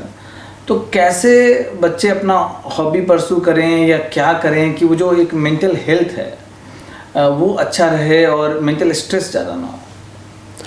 सर, आपने मेंटल हेल्थ की बात की, वो बहुत ज़रूरी है मुझे लगता है उस पर बात करना, क्योंकि मैं खुद शिकार हुआ हूँ, ज़्यादा टाइम के लिए नहीं, बट चूंकि इतने अप्स एंड डाउन्स हैं मेरी लाइफ में, केवल डाउन नहीं है, अब मैं अप होता हूँ, प्रीलिम्स क्लियर होता है, फिर मैं डाउन हो जाता हूँ।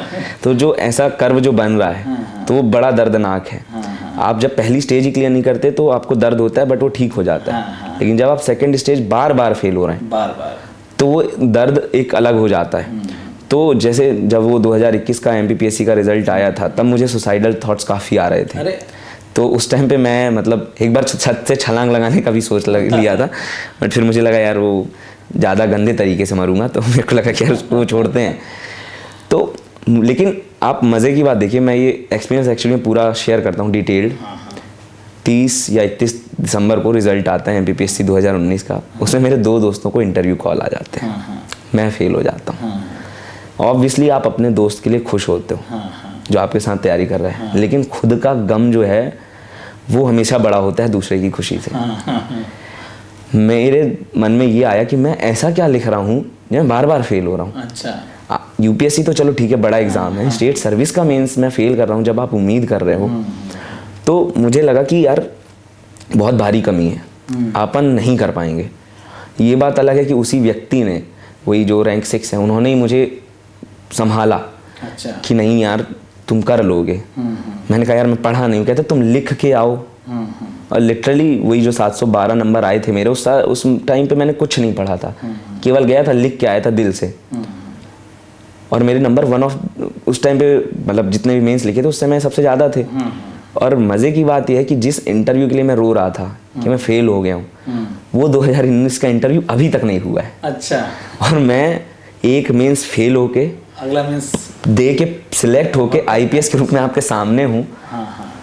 और वो इंटरव्यू अभी भी नहीं हुआ है। जो दर्द था मेरा, आज मैं देखता हूँ तो बड़ी हंसी आती है कि यार उस टाइम अगर तुम निपट गए होते तो आज जैसे टॉपर स्टॉक नहीं कर रहे होते। तो फिर इसमें मैं ये पॉइंट देना चाहता हूँ कि बहुत सारे बच्चे डिप्रेशन में जाते हैं, तो आखिर डाउन द लाइन आपका जो बेस्ट फ्रेंड है वही आपको उससे निकाला।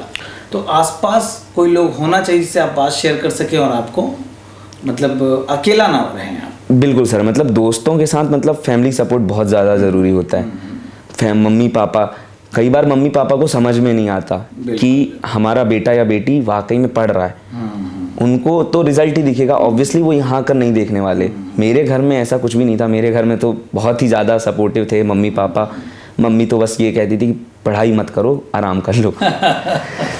अगर रात दोपहर में 3 बजे फ़ोन आया है और मैं बोल दिया कि मैं लाइब्रेरी में हूँ, अरे इतनी धूप में लाइब्रेरी में हूँ, जाओ चुपचाप सो जाओ। अच्छा, 2 घंटे नहीं लो, फिर खूब पढ़ाई होगी। मतलब उनका ये था कि तुम परेशान मत हो। मेरी सिस्टर थी जो मेरे मम्मी पापा का बेटों की तरह ध्यान रखती थी, क्योंकि हम 2 भाई हैं और हम दोनों बाहर थे। तो ये सपोर्ट सिस्टम है। मेरे दोस्त हैं जो लगातार मुझे उबार रहे थे इस मुश्किल टाइम पे। जब वो सपोर्ट करते हैं आपका तो बड़ा अच्छा लगता है, आपको भरोसा होता है खुद से। जो हनुमान जी और जामवंत की बात थी कि जामवंत ने समझाया था हनुमान जी कि तुम्हारे अंदर कितनी शक्ति है, वो बात वहाँ पर आ जाती है। वही वो लड़का जो आपका फ्रेंड था वो आपको समझाया था MBBS रिजल्ट फेल होने के बाद। और एक चीज़ मैं और ऐड करना चाहूँगा कि इन सब के सपोर्टिव रोल के बाद जो सबसे इम्पॉर्टेंट है वो आपका खुद का self motivation, self support, self love है। अगर आप खुद से प्रेम नहीं करेंगे तो यकीन मानिए कोई आपसे प्रेम नहीं कर सकता। हर किसी का मम्मी पापा का सपोर्ट, दोस्तों का सपोर्ट आपको एक लिमिटेड हेल्प कर सकता है। अल्टीमेटली खुद को उठाने की जिम्मेदारी आपकी है। आपको खुद के लिए खड़ा होना पड़ेगा। अगर आप खुद से उम्मीद नहीं रखेंगे तो वाकई में कभी कुछ नहीं हो पाएगा। ये चीज़ मैंने सीख ली थी, ये मेरा स्टार्टिंग से सीखा हुआ था कि कुछ भी हो जाए मैं अपना साथ नहीं छोड़ूंगा। कोई मेरे फेलियर से किसी को बुरा लगा है, हो सकता है वो मेरा साथ छोड़ दे, पर विकास गुप्ता के साथ हमेशा खड़ा रहेगा। 12 घंटे पढ़ने का सोचा है, मैं 1 घंटे भी नहीं पढ़ा। खुद को चिल्लाऊंगा कि नहीं अगले दिन पढ़ना है, बट हाँ मैं अपने साथ खड़ा तो रहूँगा, क्योंकि वो सेल्फ मोटिवेशन अल्टीमेटली वही काम आएगा। क्योंकि 12 घंटे आप ही बैठेंगे ना, आपका दोस्त केवल मोटिवेट करेगा, आपके मम्मी पापा सपोर्ट करेंगे। ज़रूरी है, नो डाउट, बिना इनके सपोर्ट के बहुत ज़्यादा मुश्किल हो जाता है। मेरे कई मित्र हैं जिनके मम्मी पापा पूछ लेते हैं कि तुम सच बताओ पढ़ भी रहे हो। मतलब UPSC का एग्ज़ाम मजाक नहीं है। बिल्कुल बिल्कुल। तो मम्मी पापा को भी ये बात समझनी चाहिए कि आपका बेटा यदि मेहनत कर रहा है, ज़रूरी नहीं है कि उसका रिजल्ट आपको दिखे। आपका काम है सपोर्ट करना। आप उससे उम्मीद करिए कि हाँ वो अच्छा करे, बट हाँ आपको लो फेज़ में कम से कम ऐसे क्वेश्चन तो नहीं करने चाहिए कि तुम ऐसा क्या कर रहे हो। क्योंकि कई बार मैंने ये देखा कि मम्मी पापा को भी पता होता है, क्योंकि हमारा जो एजुकेशनल बैकग्राउंड होता है ना, वो हमको आइडिया होता है कि बच्चा कितनी मेहनत करता है। उसके बावजूद आप उससे इस तरीके से पूछें, जैसे ये वाला जो प्रीलिम्स था 2022 का, मतलब वन ऑफ द टफेस्ट, मेरा केवल और केवल प्योर लक से हुआ है। प्रीलिम्स का एग्ज़ाम देने के बाद मैं केवल इसलिए खुश था कि चलो मैं IPS बन के एंट्री हुआ था, मैं IPS बन के बाहर, मैं IPS ही हूँ, बाहर निकला भी हूँ, फ़र्क ही नहीं पड़ रहा कुछ। लेकिन बाकी लोगों के साथ क्या हुआ वो भी मुझे पता है। तो 90% मेहनत है, 10% लक है, और वो कोई नहीं छीन सकता। आज मैं यहाँ IPS हूँ, मैं ये नहीं कह सकता कि मैंने 6 साल मेहनत की थी तो बस उसी का परिणाम है। जो मिला है वो उम्मीद से, मेहनत से बहुत ज़्यादा मिला है। ये बात लोगों को समझनी चाहिए, और सेल्फ मोटिवेशन उस चीज़ का ध्यान रखना चाहिए, और मम्मी पापा को तो बिल्कुल सपोर्ट करना चाहिए। समाज कितना भी व्यक्ति को परेशान कर ले, मेरे पड़ोसी मुझे बोलते थे कि तुम्हारे पापा तो खूब मेहनत कर रहे हैं, क्योंकि उनको वहाँ पर मेहनत दिखाई दे रही है पिताजी की, पर मैं डब्बे के अंदर 12 घंटे जो बैठा हूँ किसी को दिख नहीं रहा है। उनके लिए मैं मेहनत नहीं कर रहा हूँ, उनके लिए यही है कि तुम यार उड़ा रहे हो यार पैसा, तुमको शर्म नहीं आ रही कि 28 साल के हो गए। 28 साल एक ठीक ठाक एज होती है, लोगों की शादी हो जाती है, बच्चे भी हो जाते हैं, हुआ है अभी, हुआ है मेरे पहचान में। तो ये भी है, ये भी पार्ट है, लेकिन आपको लड़ना पड़ेगा। आप लड़िए। मतलब मैं एक कोट बोलना चाहूँगा, अटल बिहारी वाजपेयी जी का कोट है कि खासकर जब आप लो फेज़ में हो, वो बड़ा अच्छा कोट है कि टूटे हुए सपनों की सुने कौन सिसकी, अंतर को चीर व्यथा पलकों पर ठिठकी, हार नहीं मानूंगा रार नहीं ठानूंगा, काल के कपाल पर लिखता मिटाता हूँ, गीत नया गाता हूँ, गीत नया गाता हूँ। आप फिर से प्रयास कीजिए ना, फेल हो गए हैं, अब वो तो कोई चेंज कर नहीं सकता, बट हाँ नई कविता लिखना प्रयास करते हैं, करिए, वो हो रहा है बदला। मतलब मैंने 15 दिन में, ये मेरा खुद का एक्सपीरियंस है, हो सकता है लोगों के साथ ये भी हो कि वो मेहनत करें नहीं हो सफल, बट मेरा ये पिछले 15 दिन का एक्सपीरियंस है कि हाँ अगर आपने मेहनत की है, आप इस क्षेत्र में नहीं तो दूसरे क्षेत्र में, यूपीएससी में नहीं तो स्टेट सर्विस में सफल होंगे। थोड़ा भरोसा बनाए रखिए, जीवन में कभी ना कभी कुछ ना कुछ तो अच्छा होकर रहेगा, ये तय है। अच्छा विकास, अब हम लोग लगभग एंड पे हैं, लगभग चीज़ डिस्कस कर ही चुके हैं हम लोग।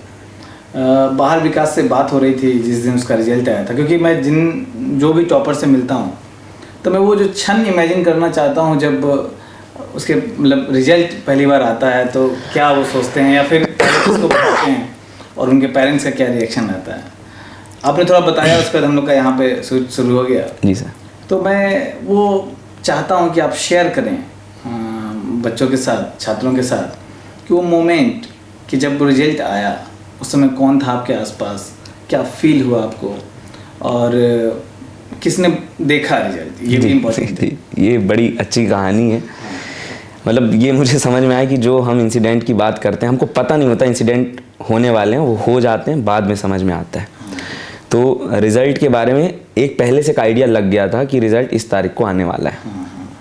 हमारे पिताजी को हम पर बहुत भरोसा था कि तुम पास करोगे, इस बार तुम्हारा लिस्ट में नाम तय है, क्योंकि उनको, चूँकि मैं इंटरव्यू के बाद जब निकला था तो बड़ा खुश होकर निकला था और वाकई में नंबर आए। बट जब तक नंबर नहीं आते, जब तक आप लिस्ट में नहीं आते, आप श्योरिटी से नहीं कह सकते। पर पापा को एक कॉन्फिडेंस था कि तुम इस बार सिलेक्ट होगे और मैं वो हंसता चेहरा देखना चाहता हूँ, मैं तुम्हारे साथ रहना चाहता हूँ उस मोमेंट पे। पहले तो मैंने मना किया, मैंने कहा यार उस टाइम पे प्रीलिम्स का भी एग्ज़ाम है, अब आप सामने रहोगे, आपके सामने रो भी नहीं पाऊँगा। अब 2 दिन बाद जाओगे, फिर मैं 3 दिन रोऊँगा, तब तक प्रीलिम्स आ जाएगा, मैं वो भी फेल हो जाऊँगा। तो मैंने काफ़ी रेजिस्ट किया पापा को, पर पापा रहे कि नहीं हमको रिज़ल्ट देखना है, तुम्हारा रिज़ल्ट अच्छा आएगा। तो पापा आए, इंदौर में था मैं उस टाइम पे। अब उस दिन भी टाइम भी डिसाइड हो गया कि 1 बजे तक रिज़ल्ट आने वाला है। उसके पहले जो मेरे मित्र हैं अंबिकेश रैंक 6, तो उन्होंने चूँकि मेरा मेंस का रिज़ल्ट देखा था और मेंस में क्लियर किया था, तो मुझे लगा ये लकी आदमी है मेरे लिए। तो मैंने कहा ये जिम्मेदारी तुम्हारी है कि रिज़ल्ट तुम ही देखोगे, हो सकता है इस बार शायद रिज़ल्ट आए अच्छा। तो 1 बजे रिज़ल्ट आने वाला था, पता चल गया था कि आने वाला है। मैंने आमने सामने लेटे हुए थे पिताजी, चूँकि जो रूम है वो लंबा है इंदौर में। तो मैंने पिताजी को बोला पापा सुनो, पापा उठे, मैंने पैर पड़े पिताजी के, मैंने कहा कि पापा कुछ देर में रिज़ल्ट आने वाला है। मैंने ये नहीं बताया कि अगले 2 मिनट में ही रिज़ल्ट आने वाला है। वो कहे ठीक है, सो गए वो आँख बंद करके। मुझे ही पता था रिज़ल्ट आ ही गया है लगभग। मैंने ऐसे देखा, टेलीग्राम पे चेक किया तो PDF सामने थी, बट चूँकि मैंने बोला हुआ था और मेरा लकी चार्म, चूँकि मैं मान रहा था कि ये व्यक्ति देखेगा मेरी रिज़ल्ट, यही देखेगा लिस्ट, तो मैं मोबाइल बंद करके आंख बंद करके लेट गया। मुझे लगा जब इसको पता चलेगा अब आ जाएगा फ़ोन। अब आंख बंद तो कर ली, अब पता है कि यार रिज़ल्ट आ चुका है, अब है या नहीं है कौन बताएगा। 1 मिनट हो गए, 2 मिनट हो गए, 4 मिनट हो गए। मैंने कहा इतनी देर हो गई, ये यूपीएससी की फील्ड में अगर कोई है तो उसको पता चल जाता है कि रिज़ल्ट आ चुका है। मैंने कहा ये व्यक्ति खुद यूपीएससी की तैयारी कर रहा है, मैंने इसको नहीं पता चला क्या। तो मैंने आँख खोली, मैंने देखा तो 4 मिस कॉल थे उनके। मैंने रिटर्न किया, मैंने कहा हेलो, तो उसने बोला IPS। उसका पहला वर्ड कुछ नहीं था, उसका ये था IPS। हम कहे कौन IPS? कहते तुम IPS। हम कहे ऐसे कैसे IPS? उसने कहा रैंक 468 है, IPS तुम बन गए हो। वो मोमेंट मतलब आप इमेजिन नहीं कर सकते। एक व्यक्ति जो लगातार फेल हो रहा है, वो एक बार इंटरव्यू देता है, वो फाइनली इन हो जाता है। मेरे कई दोस्त हैं बहुत मतलब वो एट पार है, मुझसे बड़े हैं नॉलेज में, पर्सनैलिटी में, बट वो नहीं हुए सिलेक्ट। मैं फाइनली सिलेक्ट हो गया, वो भी IPS के पद पे। तो पापा को देखा मैंने, बस पापा बोला पापा सुनो, और गले लगा लिया मैंने पापा को। मैंने कहा पापा हो गया। और फिर दोनों रोना शुरू। मैं लगभग आधे घंटे रोया, पापा 1 से 1.5 घंटे रोए। बस वो रो ही रहे थे, आंसू निकल रहे तो रुक ही नहीं रहे थे। इतने साल का जो कुल मिला के जो उनने मेहनत की थी, जो मैंने मेहनत की थी, उस सब का सार एक साथ आया जो मम्मी पूजा पाठ करती हैं, हमारी मम्मी बड़ी धार्मिक है, तो उनकी जो ऐसा लगा कि वो जो कर रही थी ना इतने साल से उपवास पूजा पाठ, वो पूरी जो भगवान है वो आ गया। और उस टाइम पे एक्चुअली मम्मी ने मुझसे बोला भी था कि तुम सुनो, जितनी मेहनत करनी थी तुम कर चुके हो, अब इस बार जो है ना भगवान करेगा, हिसाब वो करेगा, उसकी जिम्मेदारी है कि तुमको सिलेक्ट कराए। वो बात सही निकली। और ऐसा नहीं केवल पापा रोए, फ़ोन लगाया चाचा को, वहाँ पूरे चाचा मेरे रोने लगे, मामा जी को बताया वो रोने लगे। ऐसा लग रहा था कुछ गलत हो गया, मतलब बस चारों तरफ एक होता है कि सब रो रहे हैं, खुशी के माहौल में सब रोए जा रहे हैं, क्योंकि वो केवल इस बात से खुश नहीं थे कि मैं एक सिलेक्ट हो चुका हूँ, एक ऑफिसर बन गया हूँ, पावर होगी। उनका ये था कि यार एक व्यक्ति जो इतने टाइम से मेहनत कर रहा है, जो जुड़े हुए हैं मुझसे, वो इस बात के लिए खुश थे कि हाँ इस व्यक्ति की मेहनत सफल हो गई। मेरी मम्मी से एक लोकल पत्रकार ने बाद में पूछा कि आपको कैसा लग रहा है, तो मम्मी रोने लगी। मम्मी कहीं हमको ये पता है कि ये अब खुश रहेगा। तो इस तरीके की ये स्टोरी थी। तो विकास, मतलब आपका स्टोरी सुन के मेरे भी रोंगटे खड़े हो गए, गूज़बम्स आ गए। अब मैं अंत में आपको यही कहना चाहता हूँ कि आपको फ्यूचर गोल्स जो हैं आपके, मैं पूछना चाहता हूँ फ्यूचर गोल्स क्या हैं, आप किस तरीके से सोसाइटी के लिए काम करना चाहते हैं और कितना आगे जाना चाहते हैं? सर एक तो इमीडिएट गोल है कि IAS चूँकि एग्ज़ाम दे रहा हूँ फिर से, मैं तो चाहता हूँ कि रैंक इम्प्रूवमेंट हो और मैं IAS बन पाऊँ। बट एक्चुअली मैं ज़्यादा उसको लेकर कॉन्फिडेंट हूँ नहीं, ना ही मुझे उस चीज़ की टेंशन है कि मैं IAS बन पाऊँगा। मेन जो मेरा बड़ा गोल है वो ये है कि अगर मैं IPS बनने का मौका मुझे मिलता है तो मैं ऐसा काम कर सकूं कि जो पूरा स्टेट और पूरा जो गांव है उसका नाम रोशन हो। अभी मेरे नाम से चूंकि मैं सिलेक्ट हुआ हूँ, पूरे गांव वालों को हर जगह लोग जानते हैं, हर रिश्तेदार को लोग जानने लगे हैं, इधर उधर के मेरे मम्मी पापा को सब जानते हैं। बट मैं चाहता हूँ कि मैं काम ऐसा करूँ, खासकर महिलाओं से रिलेटेड जो अपराध हैं, और अपराध से ज़्यादा महिलाओं से रिलेटेड जो सोच है उसको सुधारने में यदि मैं प्रयास कर पाऊँ। चूँकि अब मैं सिलेक्टेड हूँ तो ऑब्वियस सी बात है लोग ज़्यादा बेटर तरीके से मेरी बात सुनेंगे। तो मुझे लगता है यदि मैं उसमें परिवर्तन कर सकूँ, एक बेटर तरीके से कंट्रीब्यूट कर सकूँ और अपने मम्मी पापा को वो जो गर्व का क्षण है जब उनसे किसी दूसरे ज़िले का व्यक्ति बोले कि हाँ ये व्यक्ति तो यार बहुत बढ़िया काम कर रहे हैं, ये डायनामिक जो कहते हैं कि यार ये बढ़िया ऑफिसर हैं, वो अंतर वो परिवर्तन लाने की मैं कोशिश करूँगा। वाह वाह। लास्ट में विकास, खासकर हिंदी में, जब मतलब मैं वैसे सारे एस्पिरेंट्स के लिए बोल रहा हूँ, लेकिन आप हिंदी मीडियम के लिए इंस्पिरेशन हो, तो हिंदी मीडियम छात्रों को क्या अंतिम मैसेज आप देना चाहते हैं आज के सेशन के लिए, और वो किस प्रकार से अपने आप को मोटिवेटेड रखें, तो उसमें आपका अंतिम विचार क्या होगा? सॉरी मुझे लगता है कि स्टूडेंट्स से रिलेटेड पहली तो एकेडमिक बात कर लेते हैं कि खूब मेहनत कीजिए, जितना ज़्यादा मेहनत हो सके उतनी मेहनत कीजिए, नॉलेज बढ़ाइए, चीज़ों को पढ़िए, चीज़ें बदलेंगी, समय बदलेगा, आप सफल होंगे, थोड़ा भरोसा बनाए रखिए। इसके साथ एक चीज़ और इम्पॉर्टेंट बोलना चाहूँगा कि कई बार ये एक ज़्यादा IAS IPS को बड़ा लार्जर देन लाइफ दिखा दिया जाता है, तो मुझे लगता है कि हर व्यक्ति को इस फील्ड में आने की ज़रूरत नहीं है। अन्य भी फील्ड हैं जहां देश के लिए बेटर तरीके से कंट्रीब्यूट किया जा सकता है। जब आप साइंटिफिक क्षेत्र में अच्छा काम करते हैं, पेटेंट कराते हैं, तो वो भी कहीं ना कहीं देश की ग्रोथ में पॉजिटिव रोल निभाता है। इस चीज़ को भी समझना चाहिए। और इसके साथ ही थोड़ा मैं लाइफ से रिलेटेड, जैसे अपनी शुरुआत में मेंटल हेल्थ पे बात हुई थी, तो उस पर भी मैं बोलना चाहूँगा कि अपने ऊपर भरोसा बना कर रखिए, हमेशा मोटिवेटेड रहिए कि मुझे अच्छा करना है। बट मान लीजिए किस्मत से आप नहीं कर पाए अच्छा, तब आपको अपने साथ खड़े रहना है, डटकर खड़े रहना है, मेहनत खूब करनी है। पर यदि हार जाते तो उस टाइम पर बाकी का पता नहीं, आप कम से कम अपने साथ डटकर खड़े रहिए। जी सर। तो विकास से हम लोग ने काफ़ी डिटेल में चर्चा की है। विकास की बातों को सुन के मुझे खुद गूज़बम्स आए हैं, मुझे लगता है आपको भी आया होगा। आप भी अपने माता पिता को प्राउड फील कराइए, खूब मेहनत कीजिए और आगे बढ़ते रहिए। Thank you. Thank you sir.